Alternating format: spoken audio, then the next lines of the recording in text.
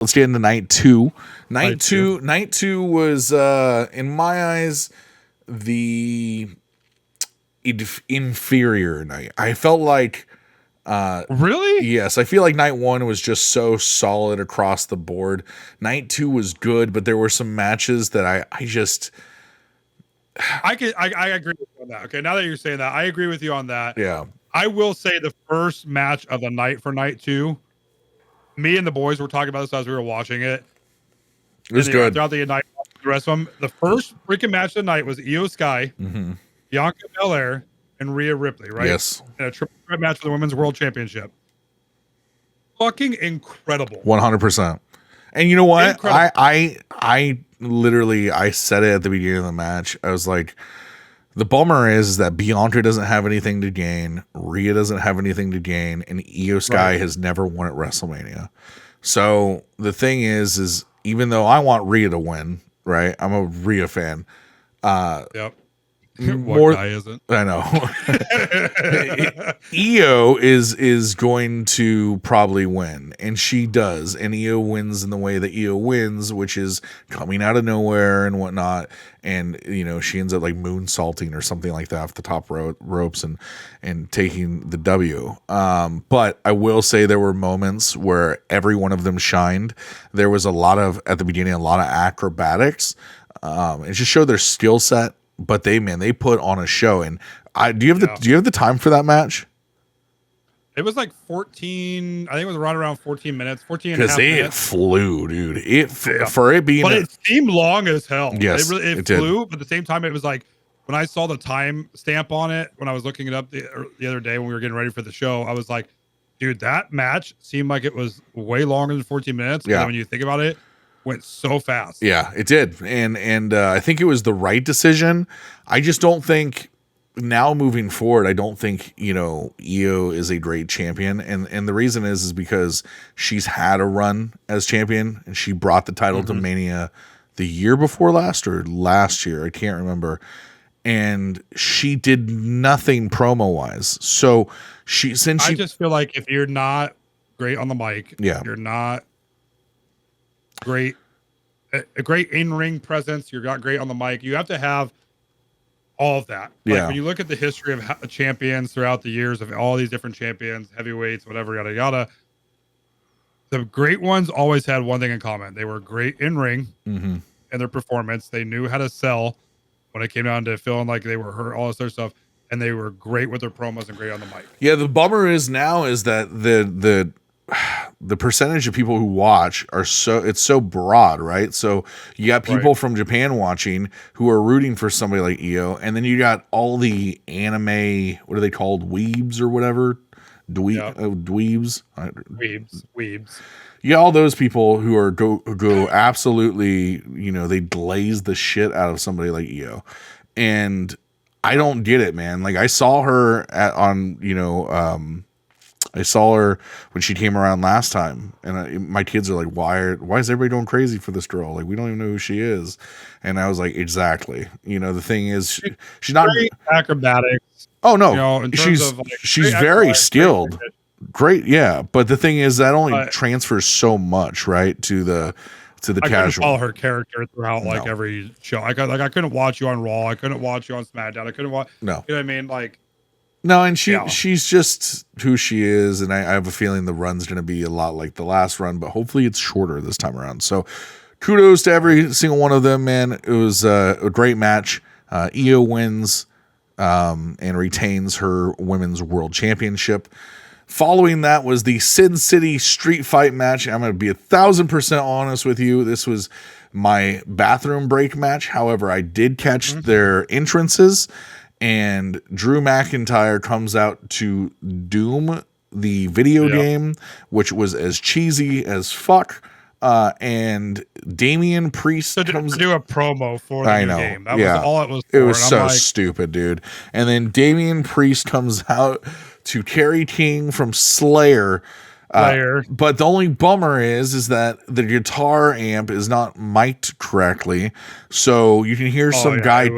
It sounded like dog doo-doo. It was bad, and it was just not that cool. He's not. Kerry King was just like, he was headbanging, and Damian Priest would try to get his attention, and like he wasn't giving him his attention. It was fucking. It just didn't. It wasn't that great. And the match was fucking, in my opinion, was fucking trash. Yeah. I mean, you're gonna have if you're gonna call it a Sin City Street fight, and it's gonna be a hardcore match, basically, is what it was. Yeah. It was the most boring fucking hardcore match I've ever fucking watched. I'm not gonna lie, dude. And they try to do like what pissed me off about the whole. You're trying to take. I understand. Okay, I understand that Damian Priest idolizes the Undertaker. Yeah. He does the fucking rope lock, hole in fucking Drew McIntyre's hand. Everybody knew what the fuck was coming. The tables were set up behind him fucking 5 minutes earlier. Yeah. Everybody knew it was fucking coming. Yeah. I think the bummer for me more than anything is when you have a hardcore match and it's at WrestleMania and somebody doesn't draw crazy amounts of blood and you call it a Sin City street fight match. Like, it's just not that interesting. That, in my opinion, was the most PG hardcore match I've ever fucking watched. Yeah. It was when you call a hardcore match, you're bringing all this shit into the ring. Cool. Yeah. But you're not doing anything to impress me. No, it was. And I think that again comes from our era, though. That again comes from us watching. But the thing is like even last year with Cody Rhodes and The Rock, you got The Rock drawing blood on Cody. You got The Rock crossing the line multiple times. And I understand The Rock can do whatever The Rock wants, right? It's a little different, but you have two massive stars in Drew McIntyre and Damian Priest, and you're telling me that you can draw blood on Netflix. You could draw blood. Right. Not just that, it just was not. Come on, they show like softcore fucking. I know. Porn on Netflix at this point. You know what? I just didn't have a horse in the race. I'll be 1,000% honest. And I thought the intros were cheesy, so I went to the bathroom, and then I came back, and it was pretty much over. So yeah, it was only like a 13-minute match. Drew McIntyre wins. I think it kind of protected both people's character, but whatever. Moving on from there. Yep. Fatal 4-way match. This was one of the best, if not the best match on the entire card, in my opinion. You had Dominic Mysterio versus Braun Breaker versus Finn Balor versus Penta. Now, this is one of those crazy situations because Braun Breaker is a breakout star. He is the nephew to Scott Steiner, Big Papa Pump, and he is the son to Rick Steiner. And he's just a genetic freak, man. He's a massive motherfucker. Yeah, he's a prodigy for sure. He's going to do big things. And he's not built like Scott Steiner was. Like Scott Steiner was a whole different fucking thing. Yeah, he looks pretty close, dude. If you look at young Scott though, look at young Scott. He looks really close to him. It's bizarre. I can see it. I've even said in past episodes that I would not be shocked if it came out. We were also in the steroid era back then. No, right. But I wouldn't be shocked if it was actually Scott's son. I'm just gonna put it that way. Because he looks so much more like Scott. Now you're starting viral shit. I know. We're talking that shit. Right? We go viral for that would be the wrong thing. But it was a good match. It was one of the best matches in both nights, in my opinion. Yeah, I will say this. I did not. You called this. Yeah. So we were texting back and forth throughout night 2. We were like making our predictions, and this motherfucker calls it of what's gonna happen. Yeah. And I was like, okay, dude, are you like ahead of me somehow? Like that you've already seen the ending? No. What's going on? No, here? So the big thing is that Finn Balor was in the match. Finn Balor being in the match kind of pointed to me that Dominic has more heat on him. He's got everybody boos him, nobody likes him, right? And he is on the up and up coming, Finn has had a moment in every element. He's a fine-tuned star, and his star's not going to grow much larger. Penta is new to the roster, so he's probably not going to win because he's only been around for like the last month. You got to put your dues in, kind of a thing. Either Braun's going to reach. I will say Penta. Yeah, just going off the wall has made a big impact in the past. Oh my god, dude! Yeah, he's huge impact. One of the better luchadors that's coming out of that scene. Yes, he really surprised me. Great. He really surprised me 2 years ago, he fought John Moxley in AEW in a death match, and he had taken barbecue skewers.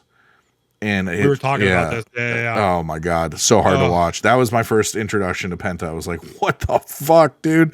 But serial killer on AEW. Right. But everybody had a case of why they shouldn't win the title. And Braun's case was that Braun had been holding the belt for a while, and it's time to drop it and head for bigger and bigger things, right?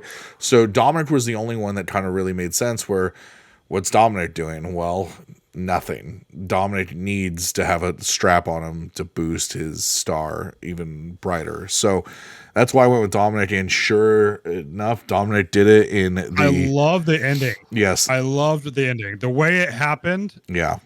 The way it finished was great. Dirty Dom doing dirty Dom things, man. And fucking frog splash on double. Yes. Like people sitting there. Out of nowhere. That's the best part. Shit, yeah. Like, yeah. It was great. With and the pop, I know. The 9-2's pop was backwards. I don't understand. I mean, I was like, hold on, you guys have hated this motherfucker for so long, and you wouldn't. There was the point where you wouldn't even let him talk on a microphone. Yep. And now all of a sudden he wins the Intercontinental Championship, and you are losing your fucking mind. That's pro wrestling fans, dude. I was like, what the fuck? Eventually you want to see the bad guy become the good guy, right? Like that's kind of the thing. So Dominic wins, and he's going to be a great Intercontinental Championship. I think for his legacy, holding the Intercontinental title is a huge thing. So it'll be interesting to see how long he holds it for. I don't think it will be a Gunther run. I don't think it will be a Braun Breaker run, but I do think he'll hold it probably longer than Jey Uso did. So I'm going to say around 6 months. That's what I'm shooting for. I can see that. Following that was probably the most interesting question going into WrestleMania. Who would be Randy Orton's opponent? If you were following going into WrestleMania, Kevin Owens and Randy Orton had been going back and forth, and then Kevin Owens got hurt and legitimately got fucking hurt.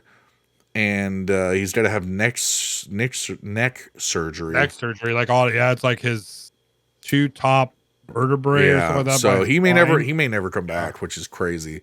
I know Randy just went through that like 5 years ago, but I would say Kevin's a little heavier, so I don't know how that works when it comes to recovery. I know typically when you're in better shape you recover faster, but when we're talking about vertebrae, it's a little different. So hopefully he does well. But going into Mania, the question was who is Randy Orton going to face? And out of nowhere, man, it kills me. I never saw it coming. Did you see it coming?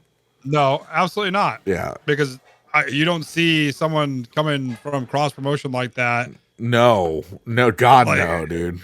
No, so I was like, when it happened, when I heard his music pop, I go, there's no fucking shot they're doing this, right? Like, how did you bring someone from TNA back over to do all this? Yeah. Right? Well, they have a deal with the WWE, which is really cool, and I know that they're going to be doing more stuff with them, but fucking Joe Hendry. Yeah, dude, Joe Henry appears.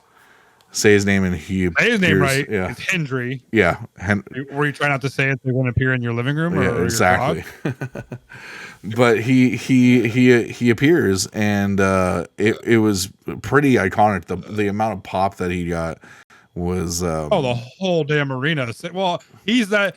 So I just saw this on TikTok earlier today, like of him talk. It was like an interview he was doing of him talking how he came up with that song, right? Yeah, and how they were talking about how he wanted to be something. It was something about Queen. He was talking about Queen and how Queen came up with the "We Will Rock You." Yeah, and how they were coming up with the BPM and everything, all this stuff. And as a DJ, I can appreciate it. You know what I mean? Of how he was talking about that, it makes so much sense because when you listen to his song and how people get into it. It's catchy. It is one of those songs. It's an anthem song that they're singing and they can sing along to and get into. Yep. And everybody in that fucking arena sang it. Well, it's also it also it reminds me of any jingle, right? Where he's become more than just like a pro wrestler. He's become like a figure, right? The stance that he does, the smile, the turn, everything just it's the whole character is just really well put together. And I would question like how long can you do this for before it gets old, but he's been doing it for a while now, and it's really interesting. Now in that match he took 2 RKOs. He did not need to take 2 RKOs, but he took 2 of them. And the fact that the second one being the most iconic. Yeah. But the fact that he was able to do what he did, Randy was passing the torch, and so we'll see a lot more of Joe Henry as time goes on. It cracked me up because of how he hits him with the second RKO. And I mean, the fucking comedic factor of it, of Randy Orton doing his fucking the pose, around and poses. It was great. It was perfect. It was almost like at that point it becomes almost like an homage, right? It's like like if you pull back the curtain and whatnot, he's not making fun of him. He's like respecting him, right? I think that was definitely one of the highlights of the night for sure. That and that Intercontinental Championship match were back to back and they were great. So it's hard for me to tell which one I liked more, but I think the 4-way fatal just was really, really cool. But yeah, Randy Orton wins. He kind of puts Joe Henry over, in my opinion. And I think just Joe Henry being in that match was enough to put himself over, for people to be interested. Especially for being an open challenge, you know what I mean? Yeah. And coming from TNA, like you said, I mean, it's even though they have a deal with them and whatnot, that's a big deal. So yeah, it was fun to watch. Following that was not so fun, but it was pretty technical. Logan Paul versus AJ Styles. I like Logan Paul. A lot of people don't like Logan Paul. I think that he's super talented. I think AJ Styles is starting to look a little old, but he's very talented as well. That was going to be my comment right there. Is like, think about this match is Logan Paul. I've watched Logan through all his YouTube career and everything else too. Like I got into some of the shit that he was doing. Obviously fell off after the whole, what happened with him, but the way that he has taken on wrestling and he really has become like a student of the game and become a technician and a fucking acrobat. Like he is one of the most athletic freaking people I've ever seen. The shit he does. Like he was talking to Undertaker about that movie pulled off when he, jumped up on the top rope where he was talking about the ref like wiping it to make sure no oil on it and the moon salt off the top of the rope into the guys, and you can see that shit. He landed his knee buckled underneath him when he did that. Yeah, it's crazy, dude. But I was gonna make that comment. AJ Styles is definitely showing his age. Yeah. There were points in that match, even in the beginning of it, where it was so. What's the word I'm looking for? Stiff. So stiff. Yeah. Like in terms of how they were landing punches, how in terms they were landing like any type of move. I'm like, man, this looks like I'm watching like a third party like wrestling event in Des Moines. I was like, this is bad. Yeah, it's not. What it is they're out of practice, right? I mean, it's that he's older now, so it's not probably bouncing. He's not bouncing back as much. He's in great shape. They're both in amazing shape, but that only goes so far, right? Logan, who's so young and so technical in terms of his moves and stuff and how fast he is. Like that's what made it look worse. Yeah, like putting against a kid that age that literally is. Well, I mean, just to put it out there, like I don't know how many years ago it was, but there was a point where John Cena and AJ Styles were feuding, so it had to be at least six plus years ago, and they were feuding, and I remember texting my buddy being like, "Dude, this is one of the greatest matches I've ever seen," and now AJ looks stiff. John obviously looks super stiff, and we'll talk about that here in a minute. But it's just time. It doesn't stop. It just keeps going, and people just get old. It is what it is. But and the shit these guys put their bodies through. I mean, that's what most people don't like. That's what a lot of people talk about, how it's storytelling. It's all premeditated. Most of it's fake. We get that, but the shit these guys put their bodies through, they're still athletes. Yeah, they're it's crazy. Athletes. I couldn't. I mean, I would do one thing. I'd be injured for life. So right. The thing with AJ is, the question to me is what's next? What's left? There's nothing. He's done it all. He doesn't need to do any more. I think his legacy, he'll be always looked at for being a great TNA champion. And his time in the WWE was stinted because of his age. But I think he's had some amazing matches. He's the last match ever with The Undertaker. Even though that was like a cinematic movie kind of a thing, it's still a legendary moment, right? So, I mean, the feud with, John Cena. I mean, AJ's done a lot. He's done a lot, and he's looked really good with it. So, I think I don't know what's left. I hate seeing when they start looking bad. When they start looking and they start becoming part-time, it's just not a good look. But kudos to both of them, man. Logan wins. Logan's got a bright future. Not sure exactly what's in the future. I know that he wants a world title. I could see that happening in the next year or two. I never see him turning babyface. I just don't ever see it. Why? Yeah, why would he? I just don't see it. Not only that, but just there's some people that hate him for being he's Jake Paul's brother, for being a YouTuber, for being he's it's kind of crazy because he's beat Randy, and he's really close to the idea of potentially becoming a champion. I mean, it's not too far fetched. So, well, didn't he held the United States Championship for a second? Yeah, he did. He also fought Roman Reigns during Roman's run. I thought that match was being one of his first matches. Third match ever. Match was great, amazing, dude. I said the same thing. That's when I gained respect, because I was like, he kept up with Roman. Like, that's wild. It was at Crown Jewel, right? Yep. Was that Crown Jewel 2023? 2023. Yeah. That was one of my favorite matches in Roman's run. I really liked that match. And then we had the moment where Stone Cold Steve Austin came out to tell everybody the attendance. Got one of the loudest crowd pops. Stone Cold Steve Austin returned again. As he does every few years. Rex's four-wheeler. Oh, he can't. Oh, man. So it's worse than that, though, because he's on his four-wheeler, his ATV, comes out through the side, doesn't come out through the beginning of the ramp.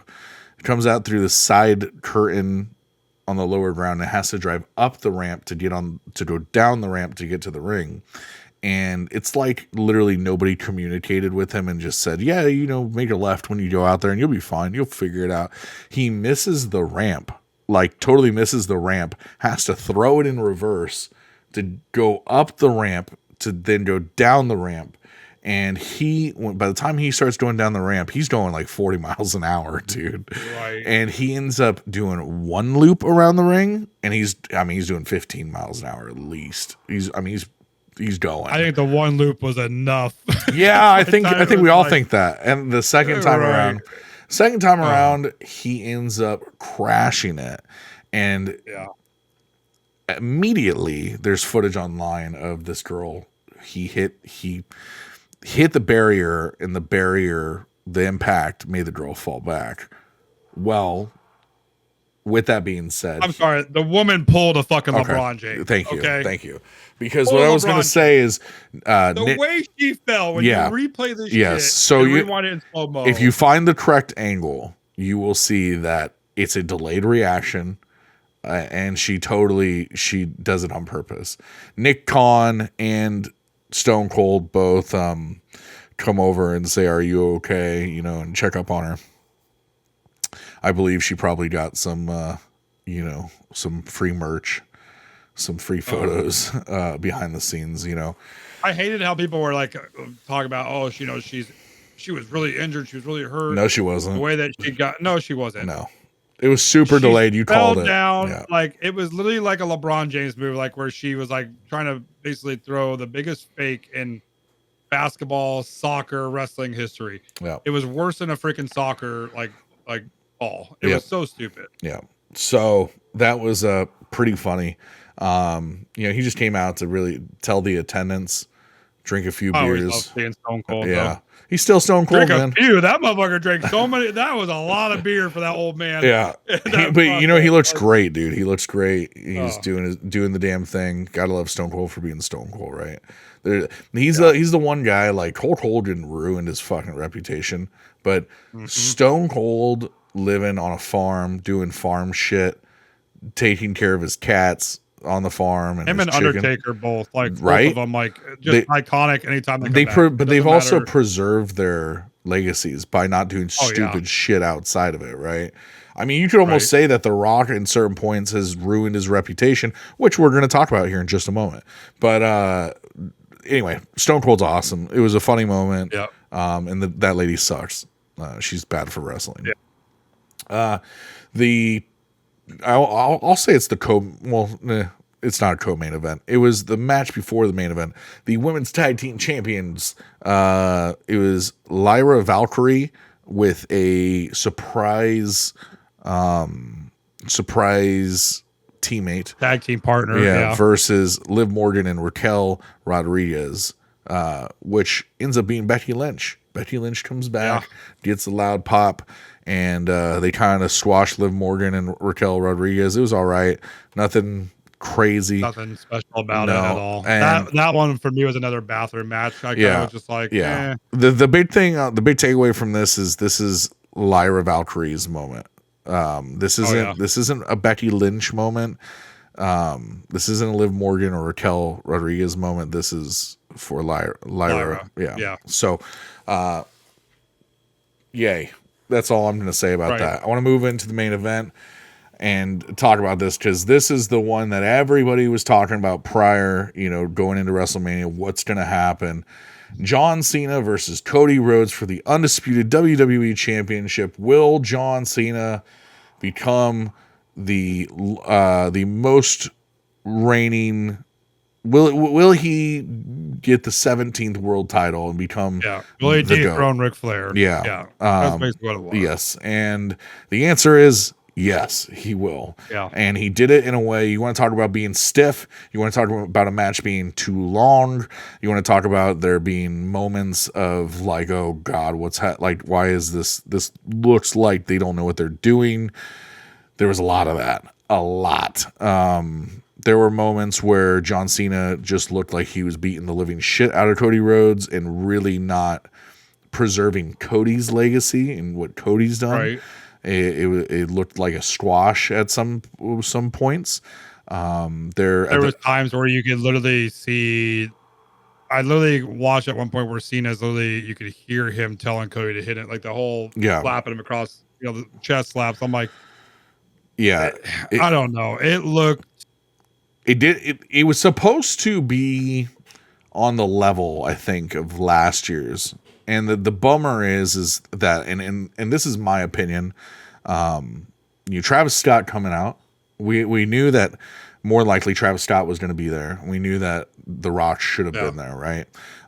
Because the whole idea was what the fuck happened to that? Well, that was the whole big story. I'll tell you, there's what he said, what has been reported, and what I think the truth is. But with that being said, there were moments that were slow and they should have been pieced together better. Last year, everything flew, like there was a flow, and they just one thing after another. This would go. It was in waves. It was like ebbs and flows, right? Where it would 1 minute it was great. The next minute, you got John Cena on the outside and people are booing him and he's just walking around. You got another moment where, Cena's taken over. He's gave him the AA 3 times over and he's just kind of sitting there laughing at the crowd. And you're like, what the fuck? Like, when is it happening? We know it's happening. Something big is going to happen. He's not going to just win in a clean way. And then you get the belt or you get Travis Scott coming out, and Travis Scott took an hour to get to the ring. An hour, dude. Oh, fucking God. And then he decided that he was going to go in and, fight Cody Rhodes, which I was like, oh, he's going to get his ass beat. But then Cody allowed him to kind of like swing on him.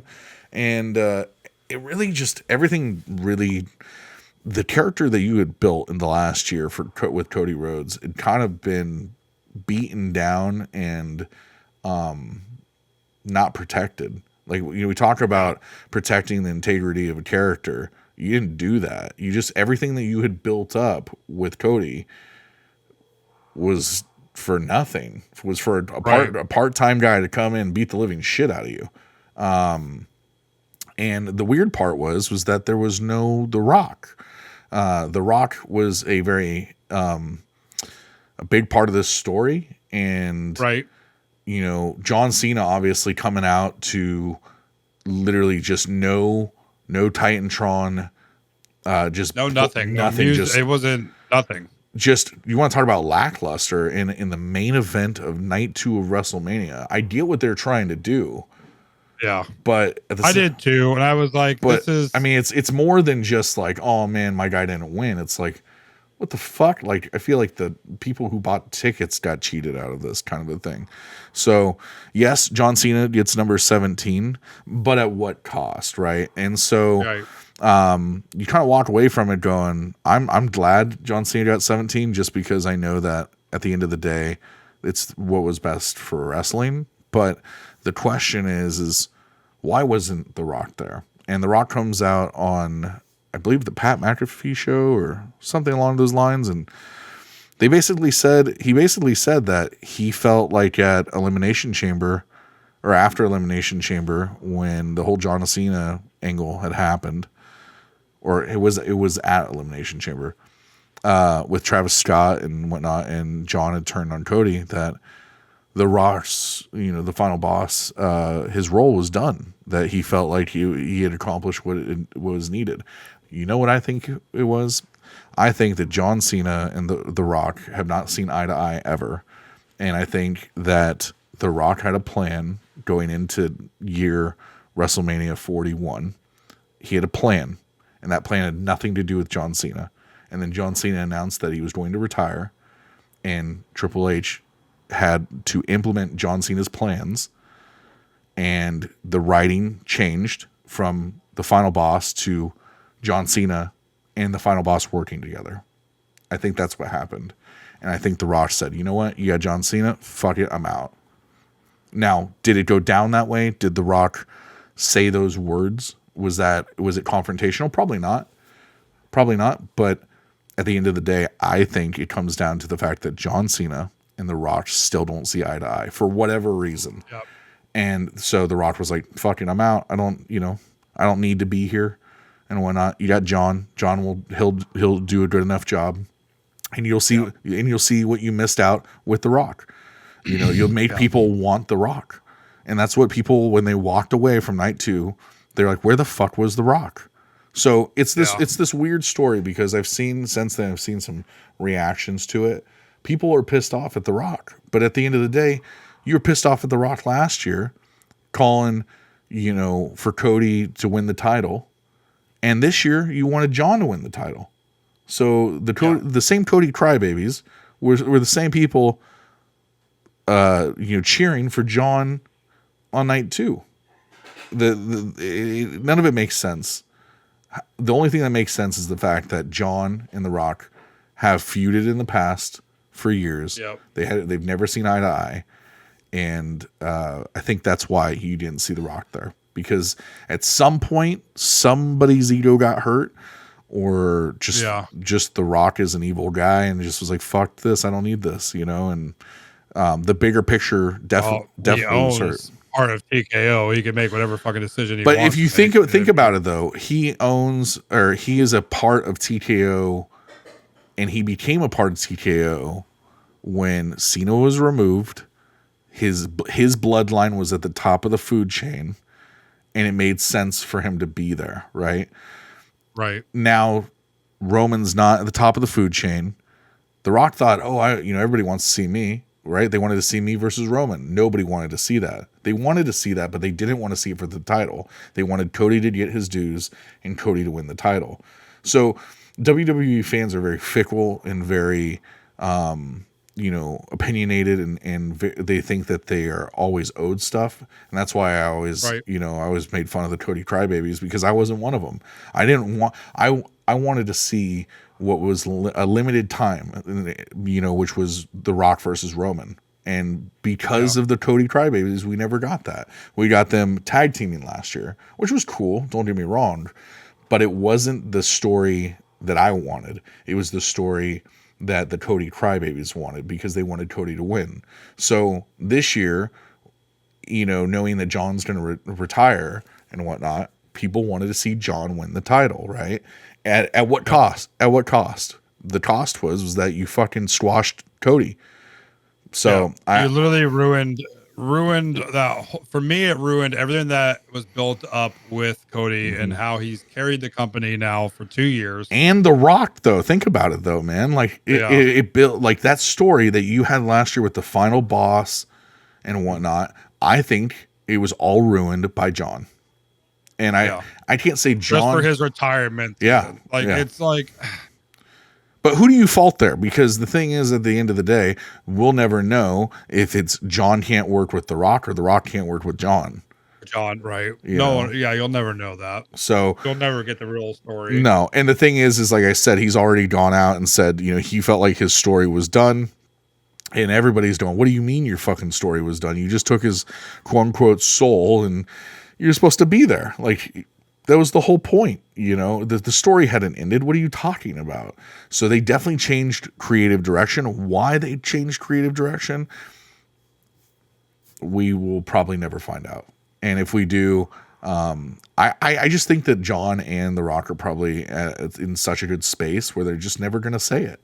They just don't really like working together. And this was the one point in time where they were the hands were kind of forced to work together. So this will be short-lived, I think. I think it will last for a few months. And then I would not be shocked if you see potentially The Rock come back at 42 and face Roman. If that does not happen, if you don't get The Rock and Roman at 42, you're probably never getting The Rock. There's no point in doing it. Yeah. There's no point in doing it. So that's kind of that. John's run, that was his last WrestleMania. So he's only got something like 20 more appearances, and that's it. And that's not matches. That's 20 more appearances, and he's done. And this is him saying that he is going to ruin wrestling and bring it back to start it over. And get this. So for the following WrestleMania, or I guess before we finish WrestleMania, do you have anything else you want to say about that match? Not really. I mean, I think you covered it all. I was not a huge fan of how it went down, to be honest with you. Yeah. I don't know. I've got mixed feelings about it, because I'm like, I get why they did it, but I don't get why you tarnished Cody's legacy the way you did. Yeah. And obviously I think the idea is that Cody's legacy will bounce back because he's still a full timer and he can get the belt back and he can have another reign. I think we also need to see Roman versus Cody 3. I'd like to see that because we got it at 2 WrestleManias. They're now 1-1. We need to see that. So right. I think there will be a time and a place for Cody to have another reign. I don't think it completely tarnishes it, but it does tarnish the idea of everything you built, right? It allows at the end of the day that's what pissed me off the most. Yeah, is the way they did that, and it shows that John doesn't go out. He's got to be the bigger star than anyone else. I feel like his retirement season is the most selfish thing for him to do. The way he's doing it, the way they're portraying it for the rest of this year. It's going to be interesting how these next 26 or whatever appearances for him go. I will. Okay, so now that we've tied up WrestleMania, I would say, out of 5 stars, I'd give it 3.5. I agree with that. 3.5. I feel night 1 being the more superior night of it all.